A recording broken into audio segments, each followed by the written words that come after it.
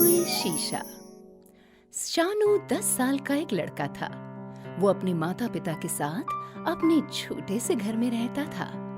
शानू के ज्यादा दोस्त नहीं थे। वो अपना ज्यादातर समय अकेले ही अपने घर पर गुजारता था। स्कूल और घर के होमवर्क के बाद जितना भी समय बचता, शानू उसमें अपने खिलौनों से खेलता रहता। शानू को अपनी फुटबॉल से खेलना खास तौर पर पसंद था। ये फुटबॉल उसको बचपन में उसके दादाजी ने दिलाई थी, जो कि अब इस दुनिया में नहीं थे। फुटबॉल से खेलते वक्त वो हमेशा अपने दादाजी के साथ बिताए पलों को याद करता। फुटबॉल में कई जगह पर छेद भी हो गए थे, लेकिन शानू हर बार उसे ठीक करा के उसके साथ फिर से खेलने लगता। एक दिन जब शानू अपनी फुटबॉल से अपने आंगन में खेल रहा था, तभी गलती से फुटबॉल पड़ोसी के घर में जा गिरी और कुछ टूटने की आवाज आई। शानू भागता हुआ पड़ोसी के घर पहुंचा। शानू ने आंटी से बोला, आंटी, मेरी फुटबॉल आपके घर आ गई है।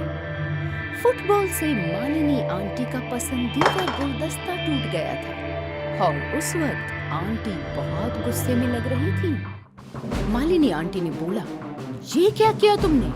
जानते भी हो कितना महंगा गुलदस्ता था ये? मेरी माँ इसे विदेश से लाई थी। न जाने कितनी यादें जुड़ी थी इस गुलदस्ते से। शानू बोला, आंटी, मुझे माफ कर दीजिए, अगली बार ऐसा नहीं होगा। मालिनी बोली, अगली बार के लिए कुछ छोड़ा है तुमने? हाँ, गुलदस्ता तो टूट ही चुका है। शानू ने आंटी को मनाने की बहुत कोशिश की, लेकिन मालिनी आंटी वाकई में बहुत गुस्से में थी। उन्होंने शानू की बॉल वापस नहीं की। शानू निराश होकर रोता हुआ घर लौटा, अपनी माँ से मदद मांगने लगा। माँ ने बोला, देखो बेटे, गलती तुम्हारी है, अब तुम ही जानो। मैं उस गुस्सैल औरत से बात नहीं करना चाहती हूँ। शानू रोता रोता स्टोर रूम में जाकर बैठ गया। उसे फुटबॉल खो देने का दुख तो था ही, साथ साथ उसने मालिनी आंटी का जो नुकसान किया था, उसके लिए भी उसे बहुत बुरा लग रहा था। शानू को ढेर सारे सामान के बीच कुछ चमकता हुआ दिखा। शानू ने पहले तो उसे देखकर अनदेखा कर दिया, लेकिन उसकी चमक जब बढ़ती ही गई तो शानू से भी रहा न गया। उस शीशे को देखकर शानू को बाहर निकलना ही पड़ा। शीशा बहुत पुराना था और उस पर धूल भी जम गई थी। शानू ने अपने हाथ से उस धूल को साफ किया। अपना रोता हुआ चेहरा शीशे में देखकर शानू और जोर जोर से रोने लगा, जैसे उसे खुद पर दया आ रही हो। तभी किसी अनजान आवाज ने उससे पूछा, अरे शानू, तुम रो क्यों रहे हो? शानू ने बोला, कौन है? शानू ने इधर उधर झांका, उसे कोई नजर न आया। तब उसने फिर पूछा, कौन है? किसने मुझे आवाज लगाई? अनजान आवाज बोली, मैं इस शीशे की आत्मा हूँ। न जाने कब से उस कोने में पड़ी हुई हूँ। आज तुमने मुझे निकालकर, मुझे साफ करके बहुत खुश किया है। मांगो, क्या मांगना चाहते हो? मैं तुम्हारी एक इच्छा जरूर पूरी करूंगी। ये सुनकर शानू के मन में सबसे पहले अपनी फुटबॉल का ख्याल आया, लेकिन उसने जादुई शीशे से कहा, मालिनी आंटी का गुलदस्ता ठीक कर दीजिए। उस गुलदस्ते से उनकी बहुत सारी यादें जुड़ी हैं। शीशे ने बोला, तुम्हें अपनी फुटबॉल नहीं चाहिए? सुना है उस फुटबॉल से भी तुम्हारी बहुत सी यादें जुड़ी हैं। शानू बोला, यादें तो जुड़ी हुई हैं, लेकिन मेरी वजह से मालिनी आंटी का नुकसान भी तो हुआ है। मैं उस नुकसान की भरपाई करना चाहता हूँ। शीशा बोला, तुम्हें पता है, तुम्हारे दादाजी भी ऐसे ही थे। हमेशा दूसरों के बारे में सोचते थे। क्या तुम मेरे दादाजी को जानते हो? शीशा बोला, हाँ, तुम्हारे दादाजी मुझे एक बुरे जादूगर के चंगुल से छुड़ाकर इस घर में लाए थे और तभी से मैं यहाँ हूँ। शानू और जादुई शीशे के बीच बातें चलती गई और बहुत समय बीत गया। शानू का तो जैसे मन ही लग गया था उस शीशे के साथ। वो तो अपना सब कुछ भूलकर उस शीशे से एकटक बातें कर रहा था कि तभी एक आवाज पीछे से आई। वो आवाज उसकी माँ की आवाज थी। शानू बेटा, जल्दी नाश्ता कर लो, नहीं तो स्कूल के लिए देर हो जाएगी। शानू पूछा, पर अभी तो शाम हो रही है। शानू दौड़ता हुआ बाहर आया। बाहर तो सच में सुबह का सूरज निकल रहा था। शानू अपने कमरे में गया।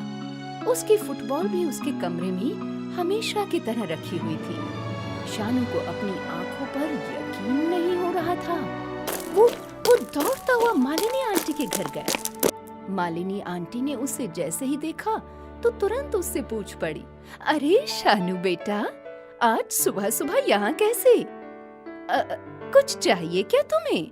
बोलो बोलो, मैं तुम्हें सब कुछ देने के लिए तैयार हूँ। शानू ने मालिनी आंटी के घर में झांक कर देखा। उनका गुलदस्ता भी सही सलामत था। सब कुछ एक बुरे सपने की तरह जैसे अब खत्म हुआ था। शानू फटाफट स्टोर रूम की तरफ भागा। शीशा उसी जगह पर था जहाँ से शानू ने उसे निकाला था। शीशे को देखकर शानू के चेहरे पर एक मुस्कान आ गई, जैसे वो जादुई शीशे का धन्यवाद दे रहा हो। अब शानू को जब भी अकेलापन महसूस होता, वो स्टोर रूम में जाकर उस जादुई शीशे से घंटों बातें करता रहता। जादुई शीशे ने शानू की तो जिंदगी ही बदल दी थी। पत्थर की मूर्ति। बहुत समय पहले की बात है। विजयनगर साम्राज्य में 3 दोस्त रहते थे। इन तीनों दोस्तों में एक दोस्त गरीब था और बाकी 2 पैसे वाले थे। लेकिन जो 2 दोस्त पैसे वाले थे, वो अपने गरीब दोस्त को बहुत मानते थे। अपने इस गरीब दोस्त की हर संभव मदद करने का प्रयास भी करते थे। लेकिन गरीब दोस्त को तो हमेशा ये जलन रहती थी कि भगवान ने उसके 2 दोस्तों को इतना अमीर बनाया और उसे इतना गरीब क्यों बनाया। उसे अपने दोस्तों की छोटी बड़ी चीजें हमेशा लालायित करती रहती थी, पर उसके दोनों दोस्त अमीरी गरीबी के बंधन से परे थे।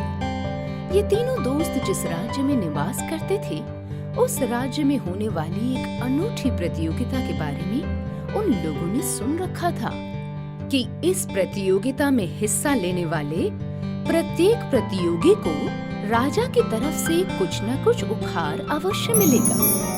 इन तीनों दोस्तों की तिकड़ी में जो गरीब दोस्त था, वो अपने दोनों दोस्तों को प्रत्येक वर्ष राजा द्वारा आयोजित की जाने वाली इस प्रतियोगिता में भाग लेने के लिए कहा करता था।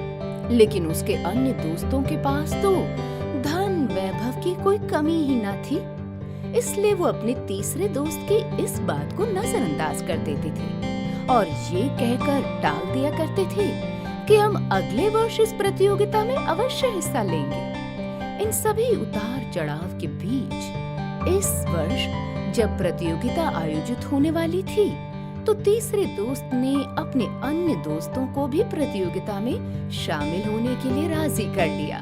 उनसे कहा, हम तीनों दोस्त राजा द्वारा आयोजित इस प्रतियोगिता में हिस्सा भी लेंगे और ढेर सारे उपहार भी प्राप्त करेंगे। उसके बाकी दोनों दोस्तों का मन नहीं था, परंतु वो अपने गरीब दोस्त को दुखी नहीं करना चाहते थे, इसलिए उन्होंने अपने इस दोस्त के आग्रह को स्वीकार कर दिया। वो तीनों प्रतियोगिता में हिस्सा लेने के लिए राजमहल की ओर रवाना हुए। वहां पहुंचकर उन्होंने देखा कि इस प्रतियोगिता को राजा ने अपने महल के बीचों बीच बने एक तालाब में आयोजित करवाया है। इस प्रतियोगिता में हिस्सा लेने के लिए शर्त ये थी कि जो जितनी देर तक तालाब के ठंडे पानी में खड़ा रहेगा, उसे उतना ही विशिष्ट और बड़ा उपहार मिलेगा।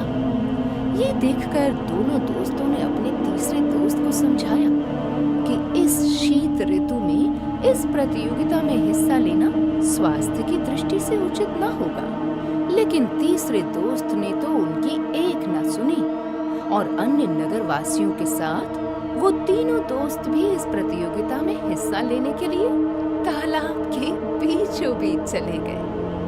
अपनी क्षमता अनुसार हर व्यक्ति थोड़ी देर तालाब में रहता और फिर निकल बाहर अपना उपहार लेकर वहां से चलता बनता। लेकिन ये तीनों दोस्त ही सबसे लंबे समय तक तालाब में थे। तभी उनमें से एक दोस्त बोला, दोस्तों, अब तो मुझसे ये ठंड बर्दाश्त नहीं हो रही, मैं तो बाहर जा रहा हूँ। कि तभी दूसरे दोस्त ने कहा, मुझसे भी ये ठंड सहन नहीं होती, इसलिए मैं भी बाहर जाता हूँ। ये कहकर दोनों दोस्त बाहर आ गए। फिर उन्होंने अपने तीसरे दोस्त से बोला, तुम भी हमारे साथ चलो और हम तुम्हें अपने भी उपहार दे देंगे। लेकिन उस तीसरे दोस्त ने अपने दोनों दोस्तों के आग्रह को ये कहकर मना कर दिया कि मुझे सबसे श्रेष्ठ उपहार ही पाना है आज। फिर अपने गरीब दोस्त की इस बात को सुनकर उसके दोनों दोस्त अपने अपने उपहार लेकर वहां से चले गए। अब उस तालाब में उनका वो तीसरा दोस्त अकेला खड़ा था। उसने देखा कि उसके बगल में एक पत्थर की मूर्ति खड़ी थी जो धीरे धीरे इंसान में बदल रही थी और वो खुद पत्थर में बदलता जा रहा था। कि तभी वहां राजा साहब आए। उन्होंने उस तीसरे दोस्त से कहा, मैं ये प्रतियोगिता प्रत्येक वर्ष अपने राज्य के सबसे लालची व्यक्ति की पहचान के लिए करवाता हूँ। क्योंकि तुम इस इंसान से ज्यादा लालची हो, इसलिए ये पत्थर की मूर्ति अपने वास्तविक रूप इंसान में तब्दील हो गई और तुम पत्थर में। अब जिस वर्ष तुमसे बड़ा लालची व्यक्ति इस प्रतियोगिता में हिस्सा लेने आएगा, उस वर्ष तुम वापस इंसान बनोगे।